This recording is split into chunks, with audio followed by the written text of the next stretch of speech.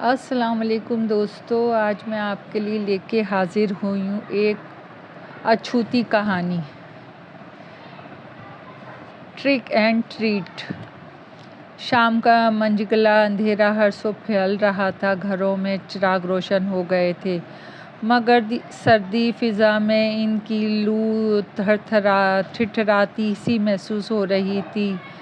مسیحیت سے 2000 قبل قدیم یورپ آج ہی کی طرح اکتوبر کے مہینے ہی سے یکبستہ ہو جاتا تھا۔ موسم سرما قبل اس وقت شروع ہو جاتا تھا، اچانک سرد ہوائیں چلنے لگتیں، جس سے شام کی سیاہی پر اداسی کا رنگ گہرا ہو جاتا۔ فضا میں منجمد سی ٹھنڈ کے ساتھ ریڑھ کی ہڈی میں سنسناہٹ بیدار کرنے والی خوف کی لہر بھی وقفے وقفے سے اٹھتی رہتی تھی۔ یہ ایک یک رویہ گلی ہے، گلی کے ایک کمرے سے دوسرے سرے تک قطار در قطار مکانات جیسے راہ گزر پہ نگاہ جمائے استادہ ہیں۔ نامانوس قدموں کی چاپ مکینوں کے دل ہلا رہی تھی۔ یہ چند افراد ہیں جو سرتاپا سفید عبایوں میں ملبوس ہیں، ان کی پیشانیاں اور کان اور چہرے کے اطراف ان کے سروں پہ عیسائی راہبوں کی طرح اوڑھے حجاب میں چھپے ہوئے ہیں، کندھوں پہ سکوں کی طرح زرنار لٹکے ہوئے تھے جن میں خنجر ارسے ہوئے تھے۔ کمرے کے گرد تہہ در تہہ کپڑے کی ایک موٹی پٹی کی صورت لپٹے ہوئے تھے، ہاتھوں میں مشلیں اٹھائی ہوئی تھیں جن کی لو میں ان کے بارش چہرے خاصی پراسرار لگ رہے تھے۔ 5 افراد کے اس گروپ کا تعلق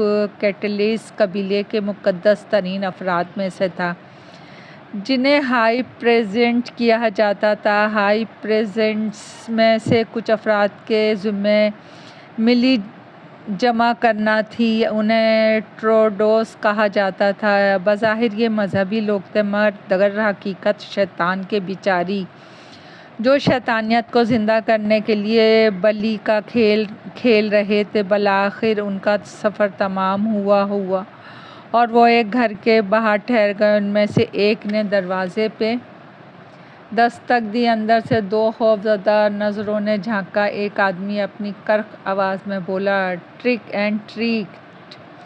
دروازے کے پیچھے عورت نے جیسے سہم کر کہا، معاف کرو بابا۔ تیش سے ٹراوگوس کی چہرے جیسے لال ہو گئے۔ ہمیں جواب دیتی ہو، اس کا مطلب سمجھتی ہو دیوتا کے عذاب کو دعوت دے رہی ہو۔ میرے گھر پہ کوئی نہیں ہے جسے تمہاری سفاکی کی نذر کر دوں، خدا کے لیے یہاں سے چلے جاؤ، ہم کبھی خالی ہاتھ نہیں لوٹیں گے۔ ہمیں معلوم ہے تمہارے گھر میں کون ہے، تم نے ہمیں دوسری بار خالی ہاتھ لوٹایا ہے۔ تمہارے شوہر نے کہا تھا کہ اس بار ہم ٹریٹ ضرور ملے گی، اب اپنی نافرمانی کی سزا بھگتنے کے لیے تیار ہو جاؤ، تمہارے کرموں کا پھل تمہارے ساتھ ساتھ تمہارے شوہر کو بھی بھگتنا ہوگا۔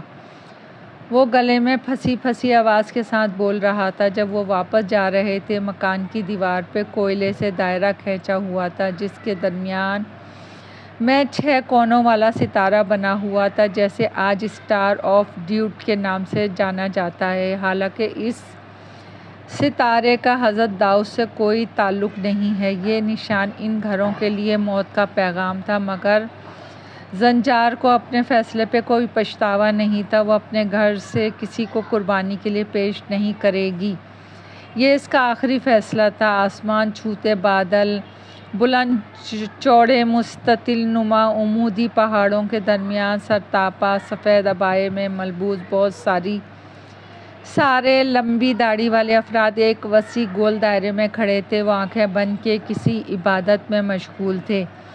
ایک بوڑھا عبائے والا شخص جو چہرے کی جھریوں سے عمر رسیدہ اور ان سب کا سردار معلوم ہوتا تھا، اس نے ہاتھوں میں کوئی مذہبی کتاب تھام رکھی تھی جس کی زبان عبرانی تھی۔ کتاب بالکل درمیان سے کھلی ہوئی تھی، وہ اسے الٹی طرف پڑھ رہا تھا، آخری آیات سے پہلے آیات کی طرف پڑھتے ہوئے اس کے بدن پہ راشا سا طاری ہو گیا تھا۔ کچھ ہی دن گزرے ہوں گے جب زنجار کا بیٹا بخار میں تپ رہا تھا۔ بڑے کمرے میں بچھے لکڑی کے تخت پہ وہ افسردہ سا لیٹا ہوا تھا، زنجار وقفے سے بیمار بچے کے سر پر پٹیاں رکھ رہی تھی۔ ایک خوبصورت دراز قد لڑکی پھولدار پاؤں چھوٹی میکسی میں ملبوس پلنگ کی پاتیانی کے قریب کھڑی تھی۔ اس کا سر سفید فرل والی ٹوپی سے ڈھکا ہوا تھا۔ اس کے چہرے سے بے تحاشا فکر آیا تھی۔ اس بچے کی بیماری کے لیے وہ خود کو قصوروار سمجھ رہی تھی۔ 2 روز سے آرام کرنے کا موقع نہیں مل سکا تھا۔ وہ ان ماں بیٹوں کی خدمت میں یوں ہی مستند تھی۔ آوا کا خیال ہے کہ زنجار نے اسے ٹروڈیوس کو ٹریٹ میں پیش نہ کر کے دیوتا کا عذاب مول لے لیا ہے۔ اچانک باہر کا دروازہ دھڑ سے کھلا اور زنجار کا شوہر اور لڑکی آوا کا چچا باریک آندھی اور طوفان کی رفتار سے گھر میں داخل ہوا۔ اس نے آتے ہی آوا کو گردن سے دبوچا اور دھکیل کر فرش پہ گرا دیا۔ آوا کی پیشانی فرش سے ٹکرائی اور شدید تکلیف کی لہر اس کے جسم میں اٹھی۔ وہ سر پہ ہاتھ رکھے شرمندگی سے فرش پہ بیٹھی تھی۔ زنجار بار کے مقابلے میں آ کھڑی ہوئی۔ باریک، کچھ تو اپنے بیمار بیٹے کا خیال کرو۔ کیوں اس غریب لڑکی پہ ظلم کر رہے ہو جبکہ تمہارا بیٹا اس حالت میں پڑا ہوا ہے؟ زنجار کی آنکھوں میں بے بسی کے آنسو تھے۔ یہ تم مجھ سے پوچھ رہی ہو زنجار کہ میں یہ کیوں کر رہا ہوں؟ یہ تمہیں کرنا چاہیے تھا جب ٹروڈیوس ہمارے دروازے پہ آئے تھے۔ اس وقت تمہیں اس یتیم لڑکی کو اس کے حوالے کر دینا چاہیے تھا۔ اگر تم نے یہ ٹروڈیوس کے حوالے کر دی ہوتی تو آج میرا بیٹا دیوتاؤں کے عذاب کا شکار نہ ہوتا۔ ہمارے گھر کے باہر دیوار پہ وہ نشان نہ ہوتا جو دیوتاؤں کے غضب کو دعوت دے رہا ہوتا ہے۔ وہ اس قدر تیز بول رہا تھا کہ اس کے منہ سے کف اڑ رہا تھا۔ وہ 30-32 سال کا دبلا پتلا نوجوان تھا۔ اس پرانے طرز کا پاجامہ اور شرٹ پہن رکھی تھی۔ باریک، مجھے ان ٹروڈیوس پہ یقین نہیں۔ یہ انتہائی غلیظ لوگ ہیں۔ یہ لوگ جادوگر ہیں، شیطان کو خوش کرتے ہیں، اس کے نام پہ بلی چڑھاتے ہیں۔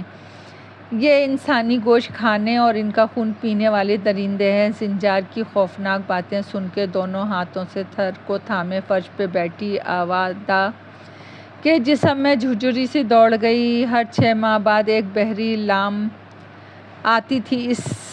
اسی کے ذریعے زنجار کے والد نے اس کے لیے مصر سے چند کتابیں بھیجی تھی جس سے اسے کچھ شعور حاصل ہو گیا تھا، ورنہ قدیم یورپ کا یہ علاقہ تو ہم پرستی کا گڑھ بن کے رہ گیا تھا۔ وہاں دنیا نئے علوم سیکھ رہی تھی، مگر یہاں ہم انسانی گوشت کھانے والوں کے ہاتھوں بیوقوف بنے ہوئے ہیں۔ ہم کب تک جادو ٹونوں پہ یقین رکھیں گے اور ان کے حضور اپنے رشتہ دار اور ملازموں کو قربانیاں پیش کرتے رہیں گے؟ چراغ کی زردی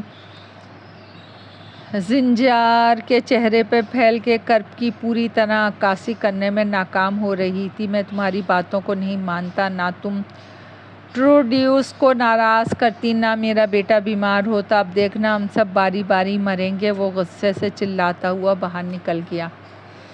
رضا آج ہی یورپ سے واپس پاکستان لوٹا تھا۔ وہ خطہ اب قدیم وقتوں جیسا نہیں رہا تھا بلکہ علم و تہذیب کا گہوارہ بن چکا تھا۔ رضا کا تعلق پاکستان کے اعلیٰ طبقے سے تھا۔ جائشہ اور اس کی پرانی دوستی تھی۔ دھیرے دھیرے دوستی پیار میں بدلی اور انہوں نے ہر جگہ ایک ساتھ آنا جانا شروع کر دیا۔ ان کے ماحول میں یہ ایسی کوئی بری بات نہیں سمجھی جاتی تھی۔ دونوں کے والدین بزنس کلاس سے تعلق رکھتے تھے۔ رضا کے والدین الگ گھر میں رہتے تھے۔ جائشہ تو ویسے ہی اس کی شخصیت کے سحر میں گرفتار ہو چکی تھی اور اس کے ساتھ رہنے لگی۔ مجھے لگتا ہے کہ ہمیں شادی کر لینا چاہیے، جائشہ نے اس کی باہوں کے گھیرے میں مچل کے کہا۔ تم بھی نا بس دقیانوسی ہوتی جا رہی ہو۔ ہمارے درمیان ایک خوبصورت رشتہ ہے نا، لانگ ریلیشن شپ، اتنا کافی ہے۔ ہم ایک دوسرے پہ یقین کر سکتے ہیں اور ہمارا یقین ہی ہمارا میرج سرٹیفکیٹ ہے۔ وہ اس کی باتوں میں آ گئی تھی کیونکہ عورت اکثر شیطان کے بہکاوے میں آ ہی جاتی ہے۔ وہ بہت دنوں سے اس سے ملی نہیں تھی۔ جائشہ کے بہت اصرار پہ بھی رضا اس کے ساتھ شادی کرنے پہ راضی نہیں تھا۔ جائشہ کی بچپن کی سہیلی نادیہ بھی اس کی طرح کسی کلاس فیلو کے ساتھ لانگ ریلیشن شپ میں تھی۔ نادیہ کے دوست نے اسے چھوڑ دیا تو حالت غم میں زیادہ نشہ کرنے کی وجہ سے وہ موت کے منہ میں چلی گئی۔ عائشہ نے اس کا واقعے کا گہرا اثر لیا، اس کے اندر مذہبی رجحان پیدا ہو گیا تو وہ رضا سے الگ ہو گئی۔ رضا کو اس بات کا بہت رنج تھا، نکاح کی صورت میں اسے اپنی آزادی سلپ ہونے کا خدشہ تھا، جبکہ شادی کے بغیر وہ ایک دوسرے وقت میں کئی لڑکیوں سے تعلق رکھ سکتا تھا۔ رضا واپس جرمنی بھی نہیں جا سکتا تھا، اس نے وہاں کسی دوست لڑکی کو بری طرح پیٹا تھا۔ اس کی شکایت پہ رضا کو جرمنی سے ڈیپورٹ کر دیا گیا تھا۔ اس نے کمپنی کے ساتھ بھی پیسے کا بہت بڑا فراڈ کیا تھا۔ اسے کیس کا بھی سامنا تھا، اسی لیے وہ بہت سے مسائل میں گھرا ہوا تھا۔ وہ مذہبی بیزار شخص تھا۔ کچھ سالوں سے اس نے ایک سوسائٹی سے تعلق بنا لیا تھا، یہ ایک شیطانی تنظیم تھی۔ وہ اس کے اوپر کیس کو ختم کروانے کے لیے اس کی مدد کر رہے تھے، مگر وہ پھر بھی ذہنی اذیت کا شکار تھا۔ اسے جین کی کال آئی تھی۔ ٹرک اور ٹریٹ، اس کے دوست نے پوچھا۔ وہ حیران ہوا۔ مطلب؟ دیکھو میرے یار، تمہیں قربانی دینی ہوگی، پھر ہی تم ان مسائل سے نکلو گے۔ تمہارا یورپ کا ویزا بحال ہو جائے گا، کیس ختم ہو جائے گا، مگر تمہیں اپنے آپ کو اس کا اہل ثابت کرنا ہوگا۔ ٹریٹ کا مطلب ہے کہ تو اپنے کسی نوکر کو بلی دے گا، اور ٹریٹ کا مطلب ہے کہ تو ماں باپ محبوبہ میں سے کسی بھی قریبی رشتے کو قربان کرے گا۔ تم شیطان کے نام پہ قربانی کرو گے۔ یہ تمہاری طرح اس کی بادشاہیت کی گواہی ہوگی۔ فون بند ہو چکا تھا، اکتوبر ابھی باقی تھا۔ اس نے اسے آخری موقع دینے کے لیے ایک بار اس کے دروازے پہ دستک دی اور صدا لگائی، ٹرک اینڈ ٹریٹ۔ چچا کی نظر میں آوا کی بلی زیادہ مؤثر ثابت ہوتی، آخر وہ اس کی سگی بھتیجی تھی، اس کے بڑے بھائی کی اولاد۔ چچا نے آوا کا ہاتھ ٹرو ڈیوس کے ہاتھ میں دیا اور ساتھ ہی بولا، ٹریٹ۔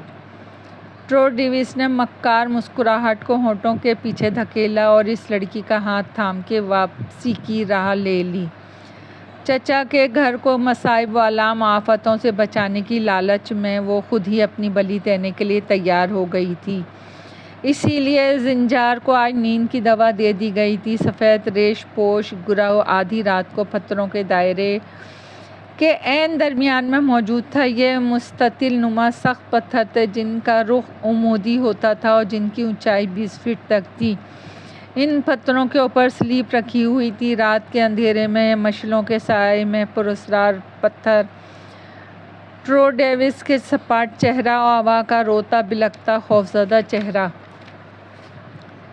ہر شے خوفناک دکھائی دے رہی تھی۔ اس کے ہاتھ پشت پہ بندھے تھے، ایک بڑے سے پتھر پہ ایک شخص بڑا سا چھرا تیز کر رہا تھا، جس کی آواز محیط خاموشی کے پردے کو چیرتی ہوئی عجیب وحشت پیدا کر رہی تھی۔ ان سب میں صرف آوا ہی وحشت زدہ تھی، مگر یہ صرف اس کے ملازم تھے جو گونگے بہرے جیسے تھے اور اس کے معاملات میں مداخلت نہیں کرتے تھے۔ وہ صرف ملنے آئی تھی، مگر اس کا حجاب، اس کا گریزہ اور اس کی باتیں رضا کو غصہ دلا رہی تھی۔ مت جاؤ رضا، ہم شادی کر لیتے ہیں، ادھر ہی رہتے ہیں۔ اپنے ملک میں کس چیز کی کمی ہے؟ وہ اسے منانا چاہتی تھی۔ کیا تم شادی کی رٹ لگا رکھی ہو؟ اس نے بلوری گلاس سے بدبودار محلول کا ایک گھونٹ بھرا اور اسے زور سے میز پہ پٹک دیا۔ شیشے سے ٹکرانے کی آواز پیدا ہوئی۔ چلو میں تمہیں ایک آفر دیتا ہوں، میں کہیں نہیں جاتا، ہم دونوں اکٹھا رہیں گے اور تم مجھ سے اس سو کولڈ نکاح کا مطالبہ نہیں کرو گی۔ پرامس می۔ وہ اب سگریٹ کے کش لیتا ہوا اسے بغور دیکھ رہا تھا۔ ہم اللہ اور رسول کو گواہ بنا کر پاک رشتے میں بندھیں گے رضا۔ سوچو کل کو ہمارے بچے ہوں گے، سوسائٹی کس نظر سے دیکھے گی؟ وہ صوفے پہ غیر آرام دہ حالت میں بیٹھی تھی، اس کے بازو باہم ملے ہوئے تھے، اس کے سامنے کی جانب بے جان حالت میں رکھے تھے۔ وہ ان پر نظریں جمائے ہوئی تھی۔ کاش میں اس شخص کی محبت میں گرفتار نہ ہوتی تو آج اس کی قید سے رہا ہو چکی ہوتی۔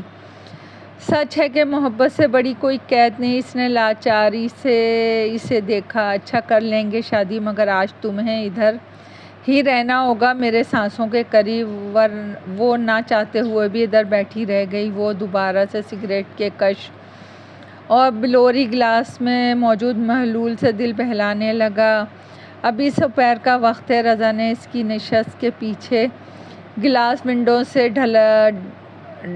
ڈھلکتے سورج کو دیکھا۔ مغرب ہونے میں ابھی کچھ وقت باقی ہے، اصل کام تو مغرب کے بعد ہی شروع ہونا ہے۔ اس نے اطمینان سے سوچا، تم کچھ دیر آرام کرو، میں ابھی آتا ہوں۔ وہ سگریٹ ایش ٹرے میں بجھا کر اور خالی گلاس میز پہ رکھ کر اٹھ گیا۔ باورچی خانے میں جا کے اس نے شیلف سے سب سے بڑی چھری نکالنے کے لیے کہا۔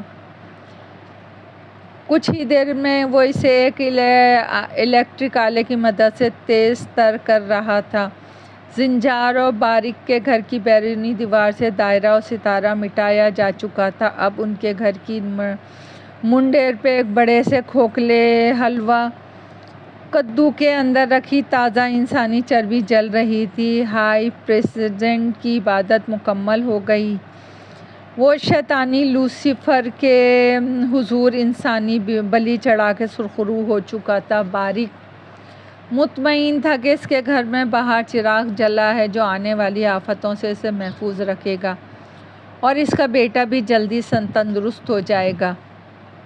مغرب سے ذرا دیر بعد کی بات ہے۔ رضا باورچی خانے سے کمرے میں آیا تو جانشہ صوفے کی پشت پہ گردن رکھے سو رہی تھی۔ رضا کے لیے بہترین موقع تھا۔ اس نے اپنی پشت پر رکھے ہاتھ آگے کیے اور اس میں پکڑے تیز چاقو کی تیز دھار جائشہ کی گردن پہ پھیر دی۔ خون کے چھینٹے اڑے اور رضا کے چہرے اور کپڑے پہ پھیل گئے۔ اس نے اطمینان سے جین کو کال ملائی اور ٹریک کہہ کر کال کاٹ دی۔ مستطیل عمودی پہاڑوں سے گھری جگہ اسٹون بیچ کہلاتی ہے۔ یورپ میں سالہ سال سے اس تاریخی ورثے کی حفاظت کی جا رہی ہے۔ تحقیق بتاتی ہے کہ اسٹون بیچ پر کھدائی کے دوران مدفن انسانی ڈھانچے ملے۔ جہالت کی یہ نشانیاں یورپ کے بہت سے حصوں میں آج بھی تاریخی ورثے کے نام سے موجود ہے، جہاں انسانی بلی دی جاتی ہے۔ انسانی جسم سے چربی نکال کے بڑے سے کدو کے خول میں ڈال کر نافرمانوں کے گھروں کے باہر جلائی جاتی، انہیں شیطانی دیوتاؤں کے عذاب سے ڈرایا جاتا ہے۔ اسلامی ملک کے انٹرنیشنل چین اسکول میں ہیلووین منانے کی تیاری کی جا رہی تھی۔ بڑے اسکولوں سے نکل کے اب یہ ایونٹ چھوٹے اسکولوں میں بھی منایا جا رہا تھا۔ بڑے بڑے شاپنگ مالز میں اس دن کو منانے کا انتظام کیا گیا تھا۔ ساری انتظامیہ نے بھوتیا کپڑے پہنے ہوئے تھے۔ وہ سب ڈراکولا، جن، بھوت چڑیل بنے ہوئے تھے۔ سارے مالز کو بھوتیا بینرز اور پتلوں سے سجایا گیا تھا۔ اس ایونٹ کو منانے کے لیے خاص طور پہ اکتوبر کی 21 تاریخ چنی گئی تھی۔ مسیحت سے 2000 سال پہلے اکتوبر کے مہینے میں سچ مچ انسانی بلی دی جاتی تھی۔ اس وقت یورپ کے زیادہ حصے پر شیطان کا راج تھا، اور آج 21ویں صدی میں ہیلووین منانے والے یہ بات نہیں جانتے تھے، مگر وہ اندھی تقلید کا شکار ہو کر شیطان کے راج کی یاد تازہ کر رہے ہیں۔ یہ 2022 اکتوبر کا مہینہ ہے۔ یہ مغرب کے بعد کا وقت ہے۔ میکسیکو کے ایک علاقے میں ننھے بچے گھروں کی ڈور بیل بجا رہے تھے۔ آرڈورنگ کے حلوے کدو کو خوفناک نوکیلے دانتوں والے بھوت کی شکل دی گئی تھی۔ اس کے اندر روشنی جل رہی تھی۔ اسے ہر گھر کے باہر نمایاں جگہ پہ رکھا گیا تھا۔ بچوں کے ہاتھوں میں اسی طرح کے کدو کے خول سے بنی ٹوکریاں تھیں۔ ڈور بیل کے جواب میں کوئی نہ کوئی باہر آتا اور بچے سے کہتے ٹرک اینڈ ٹریٹ۔